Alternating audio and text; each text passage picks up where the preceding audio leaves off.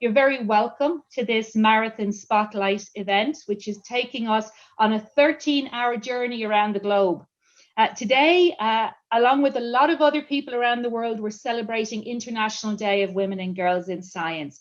And we're taking the opportunity to celebrate our own fantastic community of women scientists who are leading the way. We've seen that throughout today, leading the way in a wide range of research and scientific innovation, breaking barriers and finding new ways to advance the transformation of food, land and water systems in climate crisis.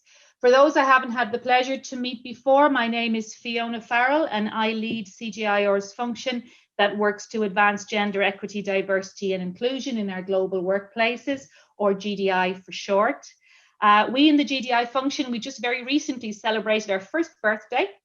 We were launched in late January 2020 with a very clear mission to work with leadership, management and staff across CGIR to make sure that our workplaces are truly enabling and inclusive for the over 10,000 people who work for CGIR. Our goal is to ensure that diversity in all its dimensions is embraced and that everyone feels they have the support they need to reach their full potential. For us in GDI, we know this is not just the right thing to do, it's the smart thing to do. And that message has been echoed all the way throughout today from all the speakers that we've heard from, because we know that diversity can bring the different perspectives and the innovation we need to deliver on our critical mission. As you may be aware, the work of the GDI function is guided by our framework and our action plan.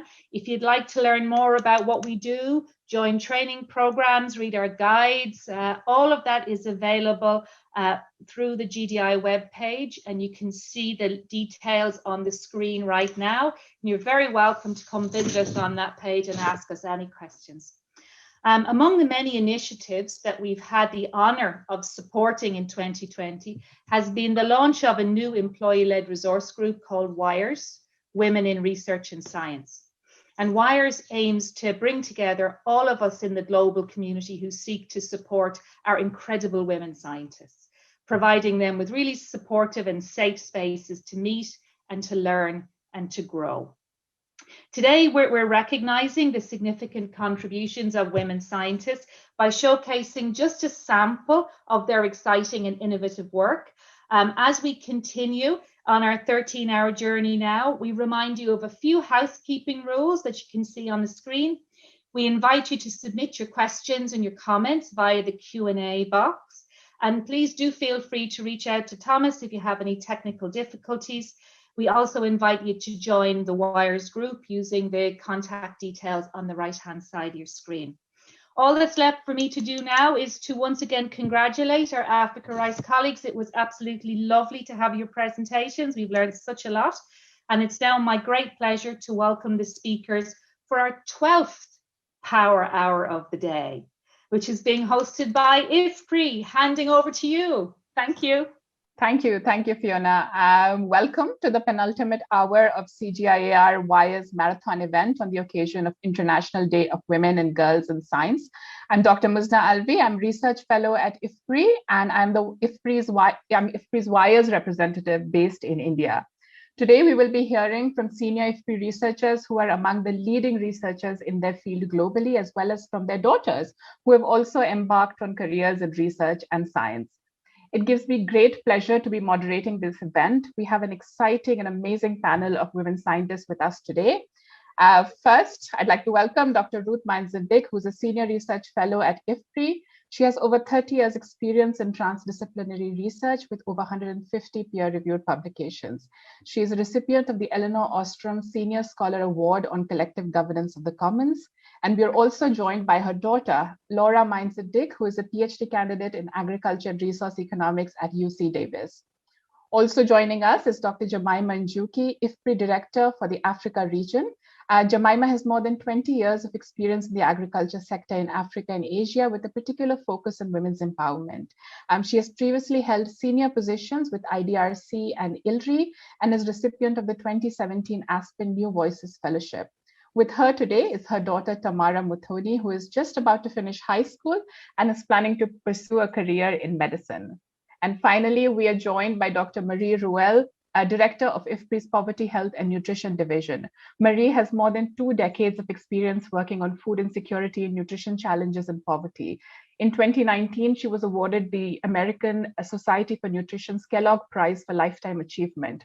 We're also delighted to welcome her daughters, Dr. Julie Ruel-Bergeron, who works at the World Bank Global Financing Facility, and Sarah Ruel-Bergeron, who is an architect and executive director at Archive Global. A warm welcome to all of you. And let's get right into it. So the mode of this session is going to be very conversational. We're going to be hearing from the scientists. We're going to be hearing from their daughters/scientists. So let's get right into it. Marie, my first question is for you. Could you tell us a little bit about your field of research and how the focus of your research on nutrition has evolved over the years in response to new and emerging challenges in this field? Hi, everyone. It's a pleasure to be here. So my just a short story is that I am a nutritionist, and I came to IFPRI in 1996. That's almost 25 years ago. After spending 6 years working and living in Guatemala, where I was working in a nutrition institute for Central America. So when I came to IFPRI, I was the only nutritionist in the institute. There had been a few before, but I don't know if they didn't survive or they were not there anymore. And so I came to a team of economists, geographer, political economy experts, and there was some work in nutrition that was done at the time. You probably know the work of people like Per Pinstrup Anderson, Joachim von Braun, and Lawrence Haddad, who had all played a little bit with nutrition. The kind of work that they were doing at the time was using nutrition as an outcome. So they were interested in understanding the impact of different development programs, initiatives, and investments in agriculture, among others, but also social protection programs and other kinds of investments in development, and see what the impact was on child stunting. So they focused at the time quite a bit on child stunting, and this was their main outcome and their main interest in nutrition. And it was understandable because they had worked for a long time at looking at documenting impact of their work on poverty and on food security. And those are really much more complex indicators to create than just measuring a child and having a measurement that moves. It's really associated very closely with poverty and food insecurity. So it was a good indicator. But I was obviously not happy that nutrition was treated that way. Nutrition is not just an indicator. It's a whole area. And there's the nutrition of many members of the family that's important, and there are life cycle stages. And I just thought, okay, we need to do something here so that nutrition becomes mainstream or really a science in itself that contributes to the CG. So the first thing I did was to say, well, I need more people. I cannot do it alone. So that is one big message for everyone. Don't try to do it alone. One person is not going to do the trick. And so I think we managed to hire about 3 people over 5 years. We needed funding, of course, and I hired some people that helped me create more of a critical mass, if you want. And these people changed over time, and eventually we grew, but it took a really long time for nutrition to become such an important aspect of our work and to have a really big team. Right now in the division that I manage, we have as many nutritionists as economists, senior researchers. So things have changed. And what we managed to achieve by having more people is that when people think about nutrition now, they know that if they want an impact on nutrition, they have to have an objective of improving nutrition, and they have to have an intervention. So I have repeated over and over, don't just look at whether agriculture improves nutrition. If you don't do anything else than just do agriculture, it's not going to improve nutrition by magic. It's a much more complex set of issues that need to happen, or set of interventions that need to happen for nutrition to improve. And so in my division, and now more and more so in IFPRI as a whole, we've really thought through what are the types of interventions that we should combine with agriculture to make agriculture have more impact on nutrition. And so going on and on with this kind of approach of giving nutrition the attention it deserves, thinking through what else could agriculture do to improve nutrition. So the kinds of things we've embedded or combined with nutrition are education, behavior change, communication. So a mother doesn't only produce food. Like in an agriculture program, if a woman learns how to grow more food that is diverse, she also has to learn to use it for her family, to feed her family. And so this behavior change communication that we incorporated with agriculture was really a good way to not just stop at the production side, but also ensure that the consumption of healthy foods was achieved. And I think the other thing that we managed to change the culture at IFPRI in terms of nutrition is also the fact that there are many different indicators of nutrition, and they have to choose the right ones. So, you know, with a lot of years of working on agriculture and nutrition, what we've realized is that this is not the best objective, is not to reduce child stunting, because for reducing child stunting, you need better caring practices, you need better hygiene, you need that the children have less infection, that they go to the health services. So why doesn't agriculture and now food system focus on improving diets? This is the one thing they can do. They produce food, and healthy food can help people have a better diet.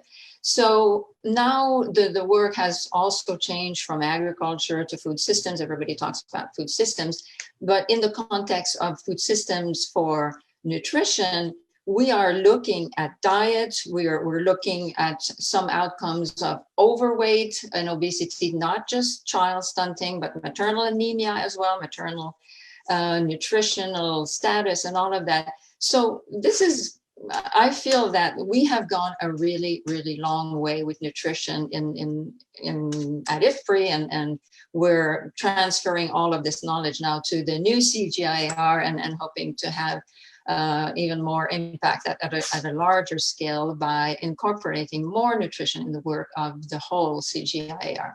Thank you. Thank you. Thank you, Marie. And thank you so much for highlighting how our research needs to be pliable and respond to new challenges, which brings me to my next question for Ruth.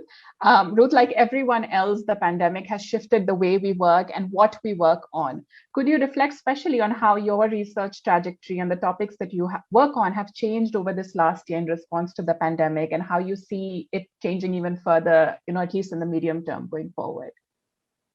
A major theme of my work, my research, is on how people manage natural resources, especially water. Another big theme is on gender issues in rural development, and especially what contributes to women's empowerment. I was just starting a really exciting big project in India where we were trying out new experimental games as a way of social learning for people to improve water management. And then COVID. So quickly had to learn how to do an online workshop, and I work with the most amazing NGO there, Foundation for Ecological Security, and they actually were able to get a lot done in terms of training people safely with hybrid modes and everything. But I didn't get to go to the field, and I love field work. It's where I get my best insights. Well, that and talking to colleagues. And it's also a great way to get to know your colleagues. Like Muzna, you and I have had great chances to work together with Self-Employed Women's Association in India, and I didn't get to do that either. But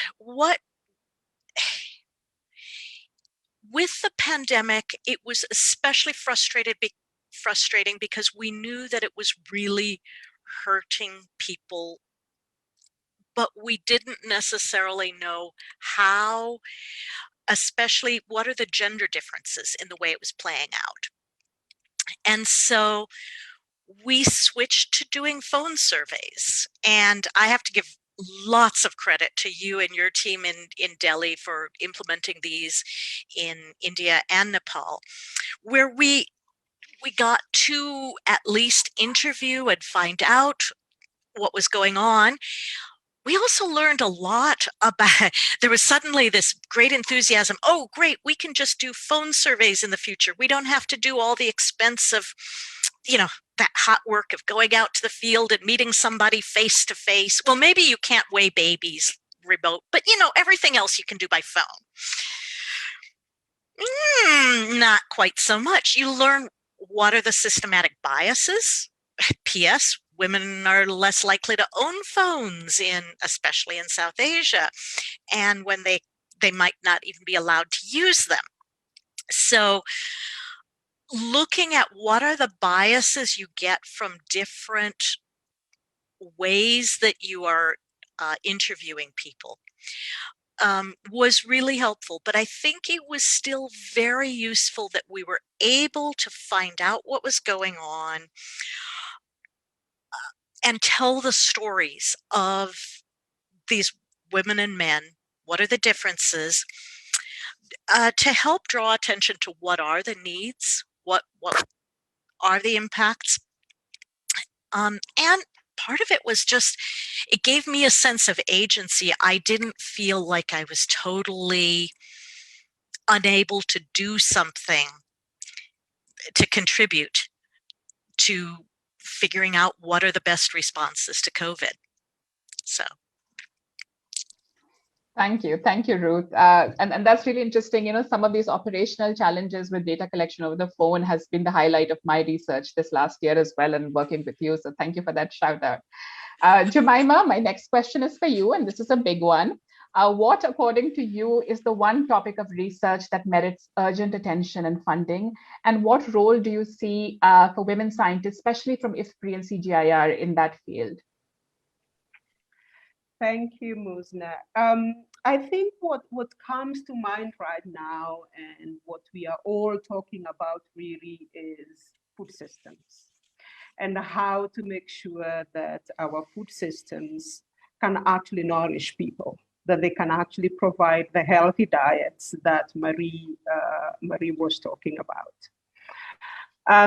But even more than that is to ensure that gender equality is woven into food systems, because we know the big role that women play in production, in processing, in making decisions about household consumption, in looking after the nutrition of children and their families and their communities. And so this has to be such a critical part of it. I say food systems and gender equality are twins, because they've got to go together.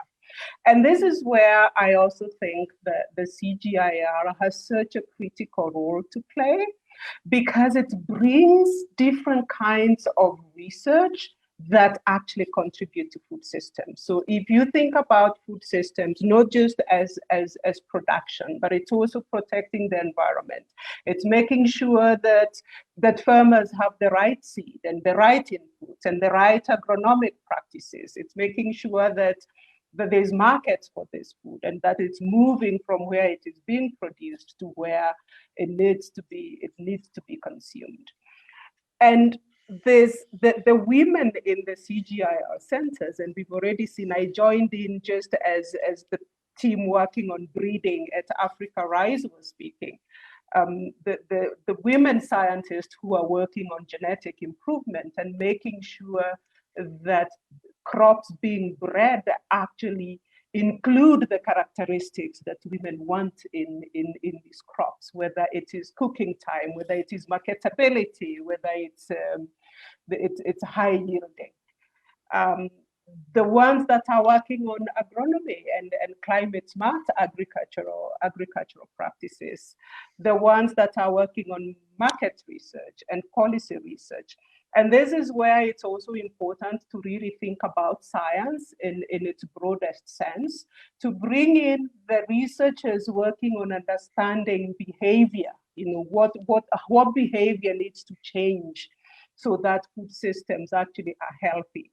How do we create demand for healthy foods? Because if we create demand for healthy foods, then there's actually a pool for production of these healthy foods. So thinking about the scientists, not just in terms of those that are working on the biophysical sciences, but also those are contributing to to understanding the social dynamics of food systems. And one of the things that I love about working in the CGIAR, because I just got back to the CGIAR 4 months ago after being away for about 9 years, is the fact that all these scientists are in-house. And if you think about all the other partnerships we have with national partners, then you start thinking, yes, the issue of food systems, it's big, it's a huge task, but we really have the capacity to transform our food system so that we stop talking about these 2 billion people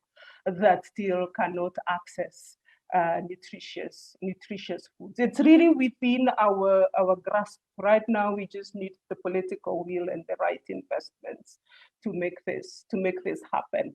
And not to forget the twin, gender equality and food systems really have to go together. We know they are highly correlated, and so we must work at reducing gender inequalities if we want our food systems to be equitable, to nourish people, to protect our environment. Thank you, Jemimah. And really, the day today has been a showcase of the breadth of talent that CGIAR has. We've heard from sort of people, scientists who are working across the field, from behavior to pure sciences to social sciences, and so that's really, I fully agree with what you've said. You all have lived and done research in different countries, geographies, and cultural environments that's not necessarily home for you. And we'd love to hear what that experience has been like. Marie, could you especially reflect on how the perception and reception of women scientists and the work they do has changed within IFPRI and the CGIAR in the time that you've been here? First of all, I am a nutritionist, and the world of nutrition is populated by women. So we have a very different setup, and it for us it's kind of the opposite challenge. We need to hire a few men nutritionists, so that we don't just have women.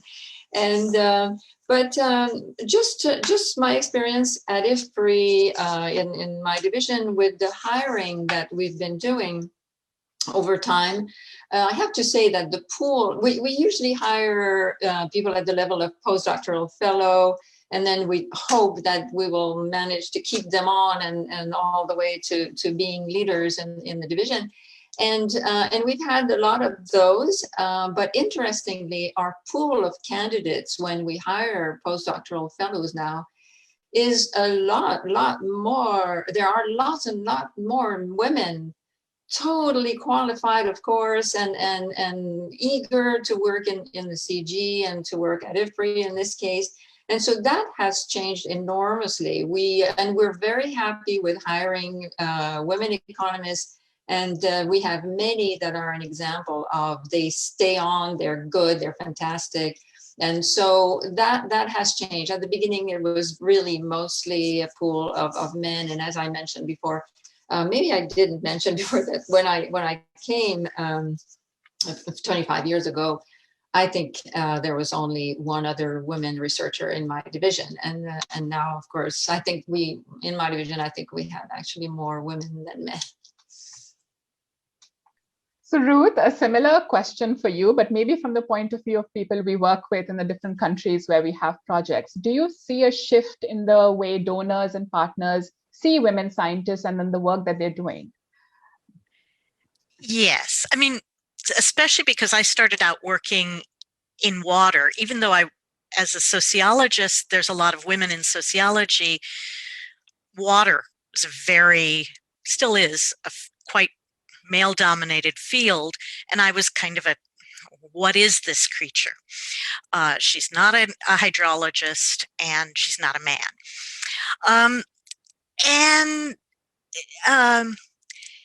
So over the years, I've been meeting more and more amazing women researchers in the field. Like, I remember meeting this fabulous Kenyan PhD student, Jemimah Njuki, and just being blown away with the insights she was getting.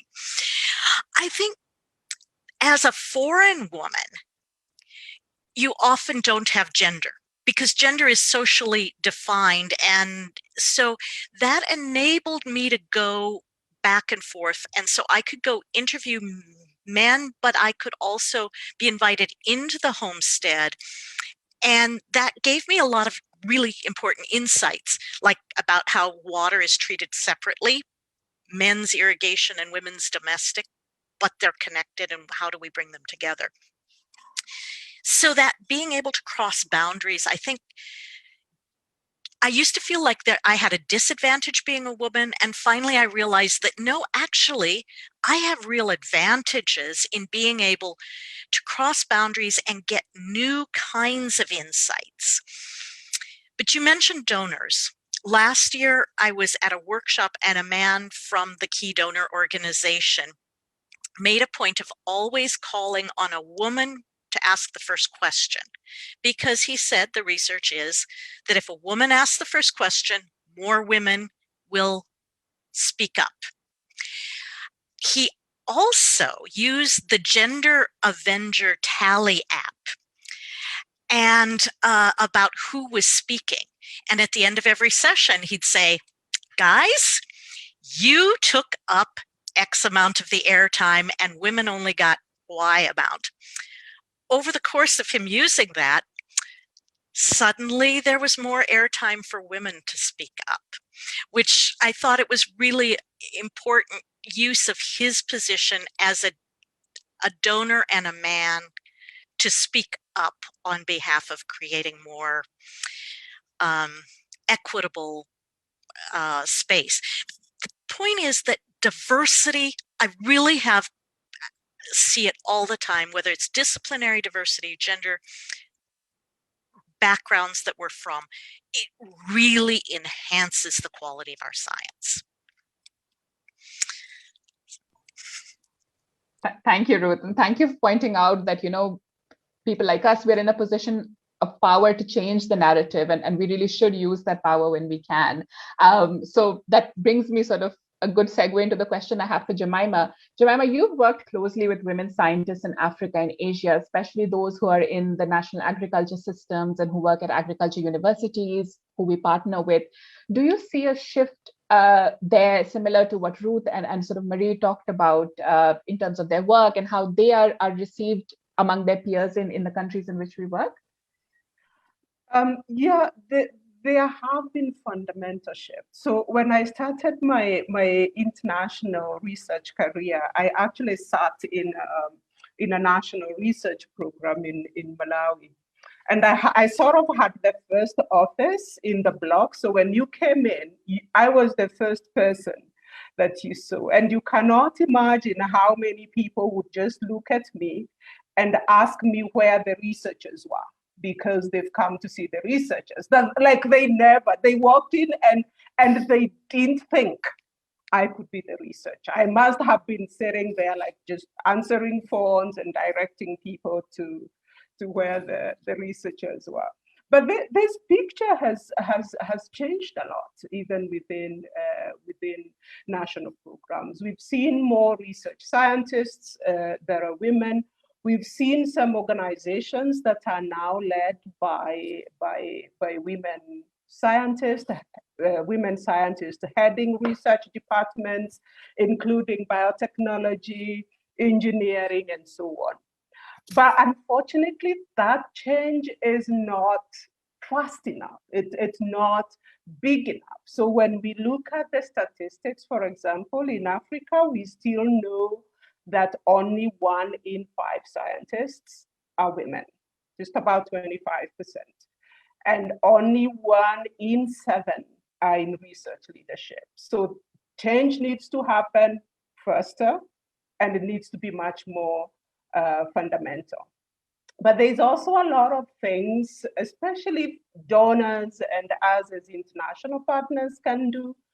We need to get more, especially young women scientists leading projects, being project leaders. This was like my biggest goal when I was in IDRC. I just came from 7 years leading our agriculture food security programs at IDRC, making sure that grants are going to women as project leaders, making sure that even those that are not led by women, that actually have about 50%, if not more, women in the research teams, because we've got to be intentional about this, because if we leave that change to happen organically, it's going to take a long time. So wherever it is we are sitting, we need to be much more intentional about changing that landscape. And it's why I'm so proud of programs like Award, who are actually just focusing on how do you get more women scientists into leadership, into research leadership, and even organizational leadership positions. We have to be much more intentional and deliberate about it. Thank you, Jemimah, and thank you for bringing up the importance of young scientists. So let's hear from the young scientists who are with us today. We've heard from 3 amazing IFPRI scientists, and now let's talk to the women that Marie, Jemimah, and Ruth have no doubt inspired through their work and through their lives. Another welcome to the daughters who are with us today: Tamara, Laurie, Julie, and Sarah. Sarah, I'd like to start with you. Could you tell us a bit more about the work that you do and in which countries you work, and how you manage to sort of integrate your training as an architect with the work that you do in sort of the international development sphere? Sure, thank you for the question. I know I'm always the slight oddball as an architect amongst this group. But I'll start with the introduction of Archive, and then I'll kind of back up into my own personal experience. So Archive Global stands for Architecture for Health in Vulnerable Environments. So our work is focused around the idea that housing design is a key preventative strategy in improving health outcomes in vulnerable communities worldwide. We're implementing simple, innovative, cost-effective interventions paired with health awareness trainings and workshops. And we measure the impact that the project has on families participating in our programs. So I always like to put a kind of quick example out there so that people can quickly visualize what we're talking about here. So we are working quite a bit in Bangladesh, and we've been replacing existing dirt floors that a lot of families, you guys will all know, eat, work, play, and socialize on with a really simple concrete assembly. So our studies show that this relatively modest change, so it's not incredibly cost prohibitive, and it's can be done on the existing household, that can decrease diarrheal disease, it can decrease respiratory infections, skin irritations, as well as reduce stress and increase the value of the home and property. So those are all important co-benefits. As an organization, we're not disease, location, or intervention specific. So we're looking for opportunities where designing a simple, local, cost-effective, and replicable solution is able to improve health outcomes. So we've worked on malaria in a number of African countries. We worked on tuberculosis and kind of awareness around that in London, asthma in the United States, gender-based violence and diarrheal disease in India, menstrual hygiene management in Uganda.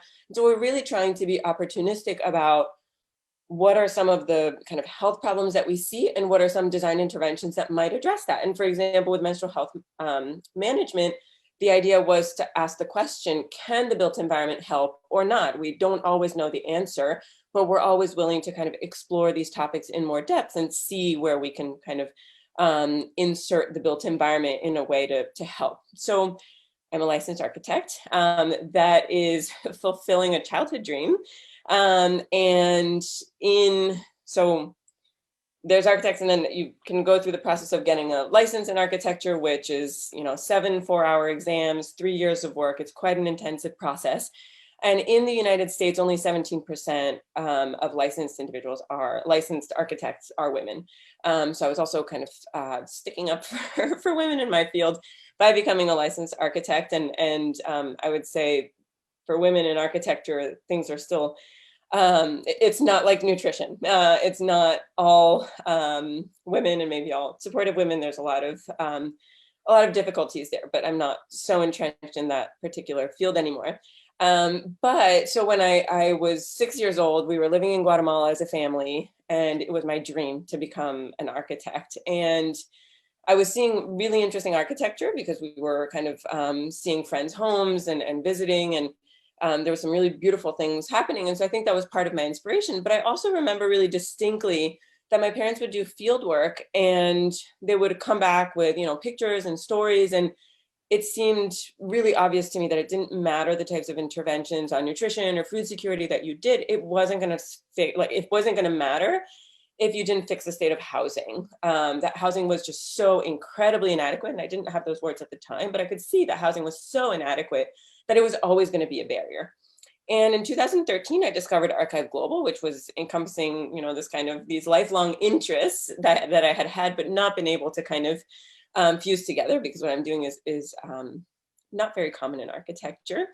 And so as I've taken on leadership roles in the organization, I've had a strong desire to more fundamentally understand the public health side, because I'm a little crippled by being from the design side and not knowing what an IRB is and what proper studies are and how to read papers and those kind of things. So I'm now getting back around to my public health roots within my family, I guess, and doing a certificate in global health practice at Johns Hopkins University to really kind of close that knowledge gap and be able to really speak to both sides, because I feel like I'm a little bit kind of crippled only knowing one side of the kind of solution I'm trying to propose. Thank you. Thank you. It's really fascinating to hear that you took something that you were so passionate about, being an architect, and sort of turned that into something meaningful and impactful. And that's really great to hear. I'd like to move on to Tamara. She is a young aspiring scientist about to embark on a career in medicine. Tamara, is there as you sort of start on your journey towards being a scientist, is there a particular anecdote, a story, or word of wisdom you remember from when you were growing up about your mother's research and her career that's really stuck with you and has inspired you in your journey? So a story that I remember my mom telling was one that she told at her Aspen New Voices Fellowship. And it was actually the story about why she wanted to start working with women in the first place. She was at the time studying for her postgraduate degree, and she went on a trip, and then she ended up in a room where she met around 50 plus girls, underage girls, who were being taken away from situations where they were going to be placed into early marriages or young marriages. And she really wanted to find a way to help those girls. So that story is what inspired me to go into sciences and to study science in university and possibly past university. And then hopefully, while I'm in university, I could minor in something like gender studies, because I would also really like to contribute to my community the way my mother does. Thank you. That's great to hear, and all the very best on your new journey. And I'm sure you'll find mentors from across your mom's career who'd be happy to help you, further your interests as you go along. Laura, my next question is for you, and you're about to finish your PhD. Could you tell us a bit more about your PhD research and what was your inspiration for a career in science? And a similar question, how did your mother's career shape those choices and the work that you do? Thanks. So the connection is pretty clear down to even the subfield. I'm really interested in property rights, and a lot of my research looks at property rights systems in sub-Saharan Africa. So the inspiration from my mom is a pretty direct line. When I was a kid, even at 3 years old, when I was asked what I wanted to do, my answer was always, I want to be a sociologist and a ballet teacher. And I don't know that I necessarily understood what that really entailed at the time. But as I grew older and started to learn more about what my mom did for her work and what the social sciences entailed, and then developed my own interests and learned about who I was as a scientist and a scholar, it just was such a natural fit, learning about people and, endlessly fascinated by human relationships and understanding those. And so the line is pretty clear there. And then even, although she sometimes says that I've gone to the dark side by becoming an economist instead of a sociologist, that also has stemmed quite a bit from her experiences in the field and understanding the power that economics has in shaping the world, both in terms of the theoretical and then also the less pleasant parts of the dynamics of the field that we work in, that economists have a lot of power. And so going into economics and learning that vocabulary and hopefully being able to change it from within a little bit. Thank you, Laura. Julie, like your mom, you are in the field of nutrition. In fact, actually like your father as well. Could you tell us about the work that you do in this field and how you got interested by a career in international nutrition? Yeah, thank you. And I'm glad to hear Laura's experience and to see that, I'm not the only one who follows in their parents' footsteps. So clearly there's there's more of us out there. So that's nice to see. So thank you for the question, Muzna. And as per the introduction that was given, I am currently a nutrition specialist with the Global Financing Facility, which is a multi-donor trust fund that's housed at the World Bank. And in this trust fund is focused specifically on this, very long acronym that we use: reproductive, maternal, newborn, child, adolescent health and nutrition. So that's RMNCAHN. And this is kind of the focus of the co-financing that we provide to World Bank projects in the countries in which we work. And in this position, I do a combination of analytical work, which involves kind of your more traditional research activities, for example, assessing the impact of a certain program or intervention, but then also other activities that are more programmatically centered and that are perhaps more qualitative in nature, or that are kind of more aligned with what we might call implementation research, which is very common to IFPRI, of course.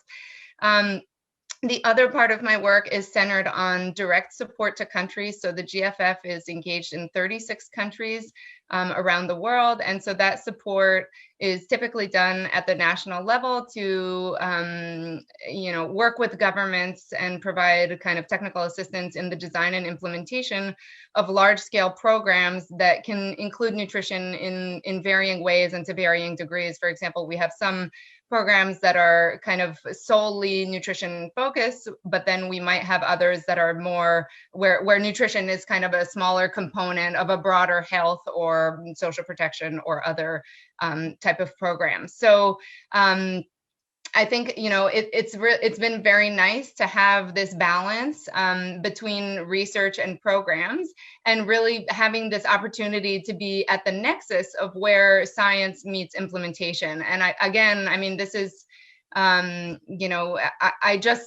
very closely aligned to, I guess, the work that both of my parents have done, because this is, I think IFPRI has a little bit more of the research component, but they also, at least the PhD division, is trying to get also at this nexus of, how do we, what does research look like when we're talking about implementation, and I guess, taking it one step further into how do you translate that research in a way that can be impactful in a programmatic setting. And I guess the part that I do think is unique of the opportunity that I get in a World Bank setting is that we're really talking about large scale. So, a lot of the research that is done really focuses on kind of smaller programs and proof of concept, but then, we're really taking it to kind of a national scale. And it often falls apart when you do that. So what is it that's going wrong, and how can we better understand what those bottlenecks are so that we can actually do what we're all saying we need to do, which is to implement at scale, right? So anyway, I will use that as a segue into the question about how I got interested in this career. And I think it's very hard to pinpoint, perhaps unlike some of my fellow panelists, it's maybe not so clear in my mind which factor contributed how much, or which was the determining factor, but I think it's perhaps a combination of things. And first, it goes without saying, obviously, that's what this panel is about. But my sister mentioned it. We both grew up in a very nutrition-heavy environment. Both of our parents were working in this, and you know, when I say nutrition-heavy, I don't mean that we sat there and analyzed, you know, every meal that we were having, of course, but it's more that it's kind of buzzing around in the background. And my parents are very social, and there were always students, and you know, students who are now, it's so funny to see them. Obviously, I interact with them still in the nutrition world because, you know, I remember them when they were in their, you know, early 30s, coming to do some research in Guatemala and staying at our house. And in fact, some of them are still in the division, and I won't go into some of the stories that we have with them, but you know, so nutrition was kind of just always around, and yeah, both of them were working on it. And so, you know, it just kind of becomes part of the conversation and part of the environment. Maybe this is like the subliminal messaging that took its course. And then the second, of course, again, is that we were lucky that we did get to spend time abroad. The most significant period of that was in Latin America and Guatemala. And I think that similarly to my sister, this ingrained kind of a love and appreciation for cultures that are different from our own, starting from a very young age, and then that continued to get reinforced through our childhood as we were, you know, we had the luxury of parents who were very adventurous and who wanted to take us to new places and try new foods and see other cultures and see the world. And so I think that's maybe where the international interest stemmed from. And then as I got older, I navigated through different types of courses in my undergraduate and graduate programs, and there always seemed to be this natural gravitation towards nutrition, even if it wasn't my area of study until I went and did a PhD. So you know, I think there were important reinforcements and opportunities along the way. I was a nutrition counselor for kind of the US flagship nutrition program for women, infants, and children. It's called the WIC program. So that was, you know, my job when I was 25 years old, and I was essentially doing, you know, what a community health worker does in rural somewhere. And then, you know, continuing on, I was able to work with a sister CG center, Harvest Plus. That's where I did my master's research on their orange flesh sweet potato project. And I just remember, you know, loving, kind of similar to what Ruth was saying. I mean, I also love field work, and I think the logistics of it, because I have a family now, are a little bit more complicated, but you know, you just learn so much. And when I was doing this orange flesh sweet potato work, I was doing standardized recipes. And yeah, I just found it fascinating to learn. And, you know, you're kind of among these women who are making their, you know, version of a tomato sauce with dried fish or whatever, and you measure every little thing. And it just was really kind of, you really just feel like you're part of it. And it was so interesting. So I think, you know, over time, finally, when it got to the PhD stage, I said, okay, I'm going to dive in deep, and I'm finally going to do this nutrition thing. And so that's what I ended up studying. And now I'm very happy that my career continues down that path. Thank you. Thank you. It's great to hear how all of the daughters in our panel have somehow been inspired by the work that their mothers do, and some are even following in their footsteps. But you've heard enough from me, so let me hand over to the daughters. We've asked each of the daughters to prepare a question for their mother, and I'm looking forward to hearing what they've come up with. Dora, let's start with you. So as I'm about to graduate this year, I feel like I'm sort of shifting from a student role, a student scientist, if you will, into being more of an independent scholar. And so I was wondering if you could talk a little bit about your advice for this transition, and how do you establish yourself as an independent scientist? Interesting, because I think my advice is to find a team where you bring out the best in each other. IFPRI at one point did a gender audit where they said there was this mode of the individual star, which was a very masculine way of being a scientist, and the team players.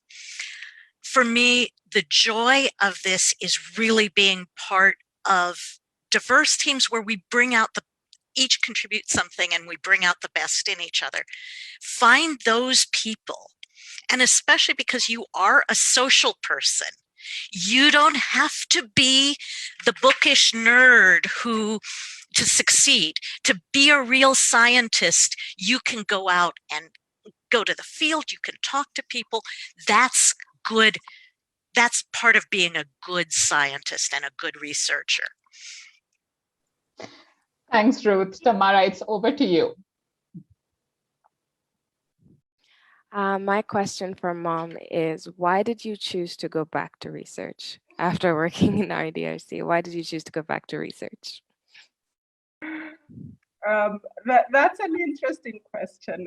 I'm still not sure I have the answer to that. I left the CGIAR and research back in 2012. And one of the reasons I left was I was getting impatient with research. I wanted to see research translating faster into development outcomes and into changes in people's lives. And I wanted to be seeing that sort of almost in real time. So I actually first moved to CARE USA to start their Women in Agriculture program. Then I thought that scale was still too small, that I actually now wanted to make decisions about where the money went so that we could do this at an even bigger scale, so that we could put more money into gender equality work. And then I'm back to research. And the reason why I'm back in research is it's such an opportune moment to actually be in the region and focused on Africa. We have about 4 or 5 years now to the end of what governments committed, African governments committed in the Malabo Declaration, about having poverty, reducing malnutrition, reducing post-harvest losses. And then you start realizing how much research is what a huge role research is gonna play in that. What a huge role the research that IFPRI does is gonna play in making that happen. So it's not just that I came back to research, but I came back to a specific organization and a specific kind of research that I know is so much needed in the continent. And as we do this, to really also be saying to governments, we can't do this while leaving women behind. So I sort of have a very specific purpose in coming back to research at this particular time and in coming to IFPRI at this particular time. Thank you, Jemimah. I think I echo everyone's thoughts in IFPRI when I say that we are very glad to have you. And we're really excited to see the research that will be coming out of the region under your leadership. The floor is Sarah and Julie's for their question for their mom. Yeah, so we were presented as sisters, but it's important to say that we're twins. So everything has to be split exactly evenly. So we have kind of a two-part question, and I'll do the first part and Sarah will continue, will complement.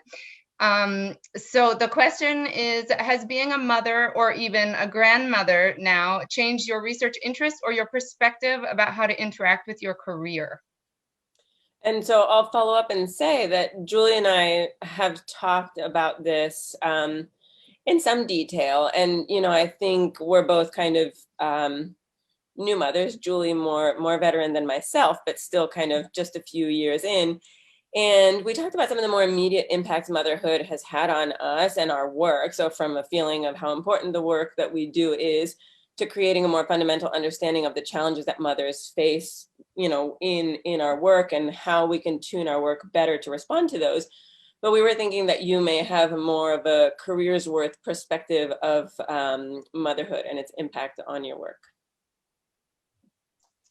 Yeah, I'm not too sure which way to address the question, actually. Certainly, like Julie, I know I was extremely interested in infant and young child feeding when I had the twins. I actually started my PhD. I did 1 year of PhD, and boom, I was pregnant with twins. So this was a little bit of a challenge. But yeah, I was very interested in learning more about infant and young child feeding practices.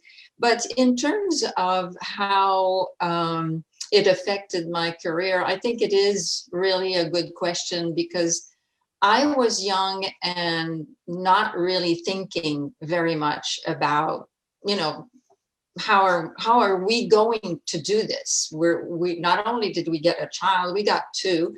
And I have a PhD to finish, and so does my husband. And so I think that the way we made it work really was to not worry about it and to just say, well, yeah, of course we can do this. And the one thing I remember very well that I could not do, in Cornell, and then Ruth, you've been there, there's this, I can't remember the name of the cafe in this building. I'm sure you remember, but men who had children would spend a lot of time chatting there, drinking coffee and chatting and, leaving late and everything. And I was just like, no time for that. And, I was doing the morning shift, Jill was doing the afternoon shift, and there was no time for that. And I think I've seen that in Julie as well, that there's no time, and there's not as much time for the socialization when you have to go back to kids at home. But I didn't miss it. I mean, I was just so excited to go back to the kids at home, and it's a fun life. And I've said that to many people, that I've never regretted having children right in the middle of my PhD. All my colleague women didn't. They had children later on. It's much more difficult when you have to start traveling for work, and when you have a job, you're supposed to be there from 9 to 8 or whatever. It was actually much easier to fit children, I felt, when I was studying and then when I started traveling, well, it took me a little longer to do the PhD, but when I finished the PhD, my girls were 6. And it was okay to travel when the kids are 6-year-olds. I just didn't feel like it was so heartbreaking and that I was leaving, this incredible amount of work for my husband by leaving. So I've often said, to women who work with me or who ask, don't let your work stop you with your family life. You'll figure it out. You'll work it out. And my 2 daughters are doing now, and you're working it out. Thank you, Marie. I think I share some of your sentiments about how fun being a mother can be sometimes. Just today in the morning, I was telling my 3-year-old that he's my best friend. And in that moment, I actually really felt it, given the time that I've been spending with him. It really feels like we've really bonded over this last year in ways that I hadn't got to do in the first 2 years of his life when I was, postdoc and traveling and things like that. So I completely share your sentiments. We are actually over time. We have so much more that we wanted to cover, but I'm going to ask Laura to leave us with some words of advice for young girls who are watching right now, aspiring scientists, and advice that they would give that you would give to all of the young girls who are watching who are considering careers in science. Laura, the floor is yours. Thanks so much. So I've been thinking a lot about this in the past couple of weeks, and I have sort of 2 related pieces of advice, and both have to do with the stereotypes that we have about what it means to be a scientist. So there's a big stereotype that scientists are only good at the hard skills. And I think that there's often a pressure on young girls that if you are good at the soft skills, the sort of people skills, then you sort of get pushed away from the hard sciences. And I want to encourage young girls who are interested in science to not underestimate their math and science skills, that actually having both makes you a better scientist. And we do really need that. And with that, we also really need passion. There's sort of this idea of scientists as being very disconnected and sort of aloof from their research. But if we're changing the world, if we're aiming to do science to make the world a better place, we really should care about what we're doing and bring that passion to it. And that trying to disconnect your emotions from your work it doesn't necessarily make your work better. So that's my advice for young girls. And yeah. Thank you. And with that, we end our session today. I leave you with these images of IFPRI women in the field. You can also watch that on IFPRI's Twitter feed. And thank you so much to all of our panelists. Special thanks to all of the daughters for coming here and sharing your views and sharing, your life story and your inspiration. And we hope to continue to hear more from you and about your work. And with that, I hand over back to Fiona. Thank you so much. Thank you so very much to Marie, to Jemimah, to Tamara, to Ruth, Julie, Sarah, Laura, and especially Muzna for steering us through a really enjoyable and enlightening session. I have a whole bunch of questions, a whole load of things I really want to say to these amazing women. I have a whole page of notes here, but I'm conscious that we're a few minutes over. So what I will say is, I wish we had more time with you. We need to somehow get more time with you. We truly appreciate your commitment and the time that you have taken to be with us today. I know that many of the well over 100 people who are online right now probably have as many questions as I do, but don't worry, we couldn't fit them in today. We will find a way of gathering those questions and continuing this conversation again outside of today's event. I'm conscious of the time, so what I will say is thank you so much. It was unique and lovely to welcome 2 generations of amazing women who are related in the one call. It's something I will personally take away, and I know a lot of other colleagues will too. Congratulations. Thank you so much.